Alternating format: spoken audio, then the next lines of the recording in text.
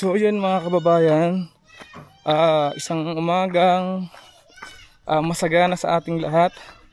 Ang location pala natin ngayon ay nasa Sitio Taloytoy po tayo. Kung naaalala nyo po yung vlog namin dati ni Bugong Bihero, si Nanay Sanikay at Lolo Sargento. So ngayon pupuntahan natin siya kasi sabi po doon sa taas, kanina na pinagtanungan ko sa mga kamag-anak ni Nanay Sanikay at yung mga apo, ay sabi na sa baba daw si Lolo Sargento, nag-aani daw po ng pananim na kakao. So pupuntahan natin, kasama natin yung kanyang anak at kasama ko ang aking anak din na si Peter Paul. Nandoon siya sa taas. Yun. Pupunta kami doon kay tatay. Titingnan natin siya at kukumustahin ko na din kasi 3 taon na rin ang nakakalipas na hindi ko po siya nasisilayan muli. Si Nanay Sanikay, nakita ko po siya sa taas. Nandun siya sa taas kanina. Doon sa bahay ng kanyang anak din. So, pero yung bahay daw po nila na dating tirahan nila, doon pa din, hindi naman nagbago.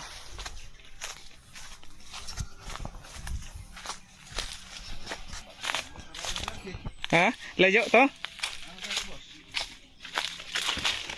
Sa ubos pa di ay? Yan, tignan niyo po. Ganito po yung daanan dito. Palusong. Papunta doon sa taniman nila ng kakao. Ayan. Medyo mapapalaban kami nito sa sa lusong. Tsaka sa awan mamaya pagbalik. Ayan.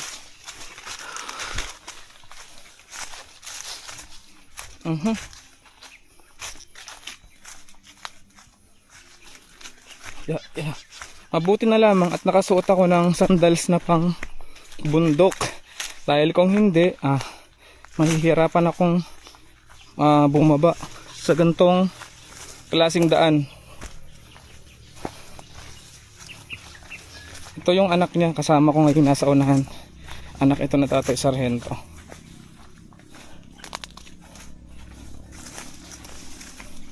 Grabe, tingnan niyo po. Halos nasa 70 years na si tatay. Si tatay, yung papa ni halos 70 years old na lang si Tatay Sargento. 70 years, pero tingnan niyo po. Grabe yung binabagtas niya dito, lalo na pagpaahon. Medyo may kalayuan to. Hindi ko alam kung ilang minuto yung lakaran, pero sa tingin ko malayo-layo to. Yan. Mapapasabak tayo na ito sa lakaran. Yun. So ayan, aray ko. Dito na tayo. Dito na tayo sa tanim na kakao nila Tatay Sargento. Nandito na tayo. So tinatawag lang ng anak yung papa niya. Grabe. Napalaban sa lakaran. Wala day. Aw.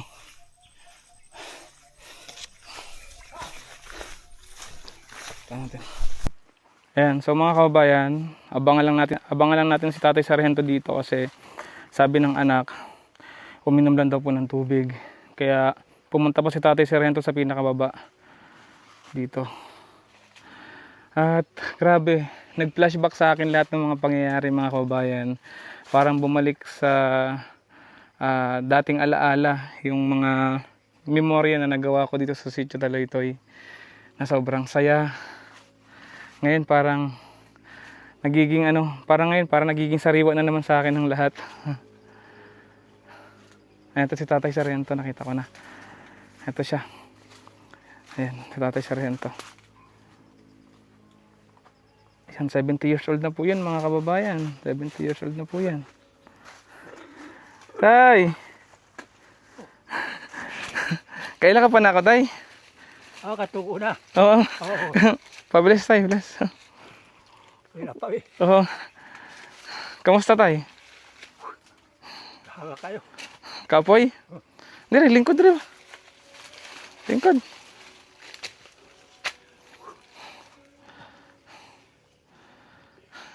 Nag-ano man dagang kakao? Oo. Dire, lingkod to eh. Dire, lingkod to eh. Ayun.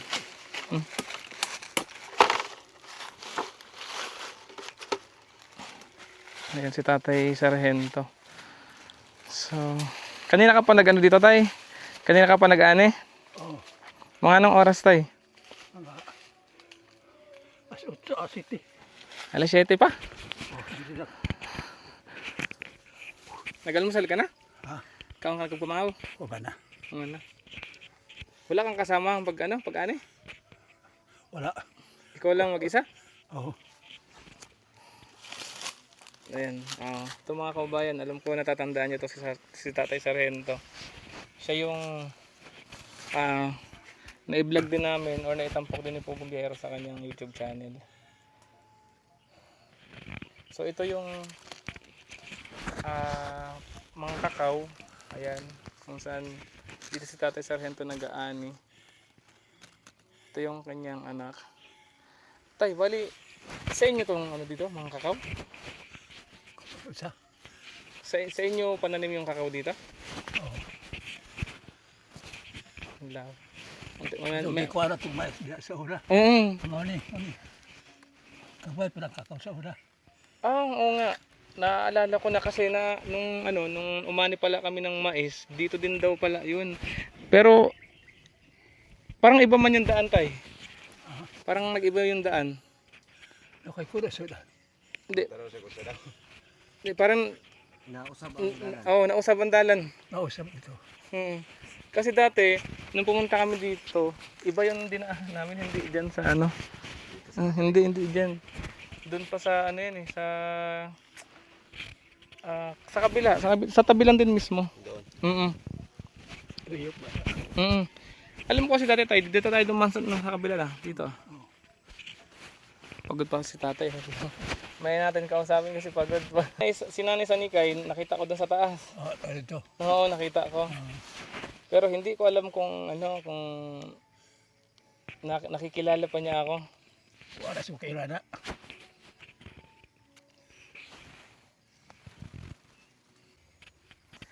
Karon tay, kamusta yung mong kinabuhi ka tay? Pamarang yapon. Problema iti paglisod. Pag ginawa ako magmuguot. Nang kapoy ako ba. May kasi dati parang may iniinda si tatay na sakit eh. Nung ano kasi mga kababayan, nung interview kasi naman dati si Tatay Sargento, medyo may iniinda na talaga siyang sakit. Kung hindi sa likod, sa dibdib. Masakit pa yung likod mo ngayon, tay? Nagyapon. Nandiyan pa din. Yung dibdib nyo, hindi pa, nandiyan pa rin? Oo, nagyapon. Parang ulakaw ko. Inay na lang yun tayo. Hindi na pareha sa opura nga. Kusog-kusog pa. Kusog pa magbagtas na. Pero ang tagyapon ako ato sa uma. Tanawa ng mga tanong. Ikaw lang ang nag-ano nito lahat? Ikaw lang? Oo. Grabe. Mga kababayan, si Tatay Sargento, 70 years old na po yan ha. Pero tingnan nyo naman. Nakakapag-akit panahog pa dito sa kabundukan na to. Kasi siyempre wala na siyang ibang hanap buhay kundi ito lang naman. Wala, ano ba yung wala kang katuwang? Wala katabang. Ay, wala kay katabang diri tay sa imong uma? Wala. Kaya nukaan man. Nang minyo naman. Yaya na, pangabuhi sila. Ako na lang iwari. So mga kababayan, may ano daw kasi may mga kanya-kanyang buhay na rin daw yung mga anak niya kasi may mga asawa na. Kumbaga si Tatay Sargento po yung talagang nagmamanage siya lang na itong farm niya. Wala nang iba kasi si Nanay Sanikay kasi hindi na rin naman niya kaya kasi talagang may edad na rin. Tiguwang na rin si Nanay Sanikay tayo na. Oo. Hindi na rin makapunta dito.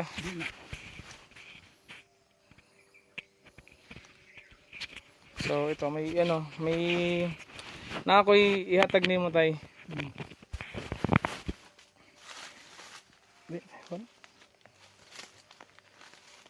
ito ay galing sa mga mabubuting tao. Oo. Ayan, yung mga nanonood sa atin. Ayan. Sa kanila galing to. So, pinapaabot lang nila itong tulong na to para sa'yo. Para kahit paano may pandagdag panggastos ka tayo kung anong gusto mong bilhin. Na. Oo. Balik, medisina, anak, Mm. isprihan na. Nag-maintenance ka pa din tayo hanggang ngayon? Oo. Kuan ba ka nang, Dito sa sa listen ba ka rin dato, kuan kay, sa akin kay Bagnot ba? mm. Una ako nang hinay-hinay lang. Anong ginagawa nyo dito tayo? Ini-sprayhan nyo? Ha? Spray ba ang ano nila dito? Pag ano? Sa mga ganyan, damo-damo. Damo. Ini-sprayhan nyo lang tayo, spray. Oo. So yun, hindi na rin kami masyado magtatagal dito mga kababayan kasi may ano pa kami, may pupuntahan pa kasi kami si Nanay Lorna. So yun, baka dito ko na tatapusin yung video na to. Pero bago matapos ang video, bibigay ko muna to kay tatay. 1, 2, 3, 4,000 tay. Ay, salamat din kayo. Sa una bitaw, nasila rin babaw pa. Oo. Bugas, ibo na sinako. Mm. Ngatod sa buwa. Salamat kayo ni. Natatandaan mo pa rin ako tay. Tanda pa rin ako ni tatay kahit sobrang tagal ko nang hindi nakabalik dito. 4 na taon na akong hindi nagpupunta dito tay. 4 na taon. Ano sabi sa'yo 4 na taon? 4 katoy. 4 katuig nakawalay. Oo, tama. Mga Upat ka tuig. oo. Tama yun, 4 ka tuig. So mamaya pa naman daw kasi akit si Tatay Sargento kasi may ano pa siya, may aanihin pa, mga bandang hapon pa daw siya uuwi. So may iwan na muna namin si Tatay dito. Tay, mauna na kami sa inyo tay, pupunta doon. Kasi salamat din kayo. Sir, salamat din kayo. Pa. Tagkaan niyo. Ito po, bugas. Kaon. Sir, Tatay Sargento naman kasi po mga kababayan, parang ito na yung naging nature of nature of work niya. Sa pagpa-farm, sa pagtatanim ng mga kung ano-ano, para may pantusto sila or may panggasto sila sa araw-araw. Tulad na ng pambili ng bigas, tsaka gamot. Ano pa yung ano yung mga gamot na iniinom mo? High blood, sa high blood? Abot lang pa. Giksirahan ko rito. Ubo ra. Na ubo sa gubol dungo. Na mo nang giksirahan ko dito sa Kalinan. Abot niya at tagal ko ditas. Otong gito maran ako. Nga karon. Pero nawa atong dungo. Nawala ubo na lang pabilin. Ikaw tay, mga pila ka mga income nimo ana. Isa. Kaya mong giharvest na kakao karon. Mga pila ka imong ma-income. Ginagmay lagi doon. Ginagmay. Sa baday mahinog kada punuan ay tulok ka buok kada nga po na harvest tanan kay sayang man po di ba magamit Pila yung kilo sa kakao dire tay? yung barato na ron Karon? 150. Sa isang harvest mo tay, nakakailang kilo ka? Di parehas sa mga 2 ka semana sa mga 6 kilos 2 semana di man madungan gud naibagay ko noon ana.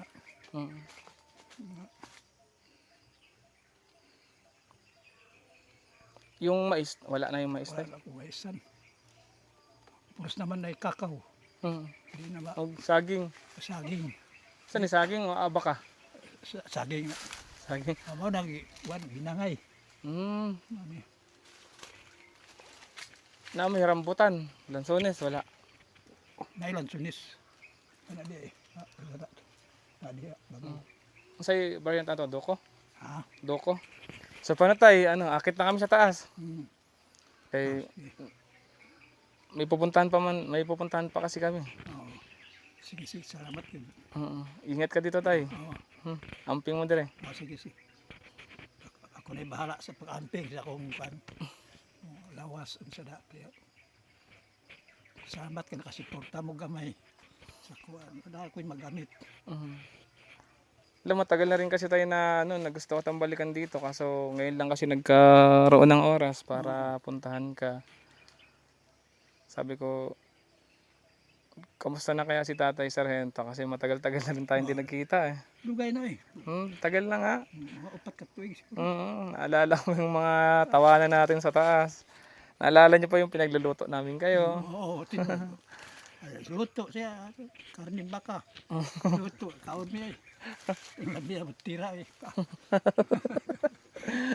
Namiss mo yung luto ko sa'yo, Tay? Labi eh. Tapos yung mais na kinuha mo, ang dami nun eh. No? Naalala mo yun, sobrang daming mais na binigay mo sa amin nun. Dako kayo puso to. Kaya nga eh. Grabe. Tsaka ang sarap ng mais na yun. Sobrang tamis nun, Tay. Kala ko nga may mais ka pa eh. Hihingi sana ulit ako eh. Joke lang. Joke lang mga kababayan. So, Tay ha. Ingat. Amping mo dito ha. Ha? Ayan. So yun mga kababayan, yun, kinumusta ko lang naman si Tatay. Wala naman kaming ibang pag-uusapan kundi kamustahan lang naman kasi yun lang naman po talaga ang sadya ko dito. Ang mabisita si Tatay Sargento at malaman ko na okay naman yung kanyang kalagayan dito. Yun nga lang, yung dati niyang iniinda ay meron pa din. Yung pananakit ng kanyang likod, pananakit ng baywang, at pananakit ng dibdib. Andun pa din, hindi pa rin nawawala sa kanya yun. Tapos, so yun na nga mga kababayan, aahon na po kami. Ito, kala nyo po, hindi matarik to, pero sobrang tarik nito. Sobrang ahon nito. Labas dila na naman tayo nito. Ayan.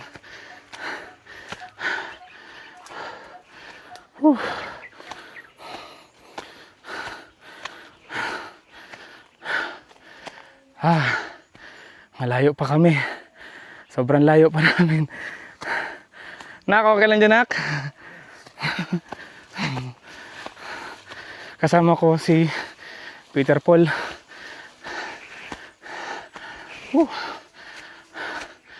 Ayan, marinig nyo naman siguro sa mic kung gaano kalakas yung hingal ko.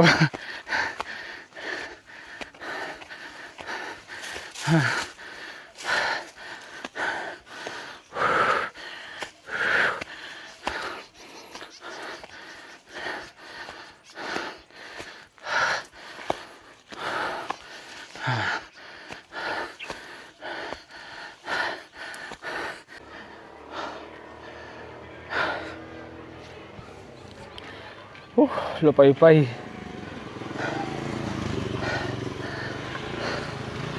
Sobrang pagod. Grabe.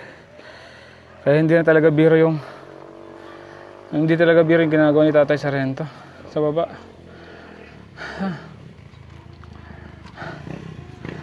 Nakakaiyak yung pagod.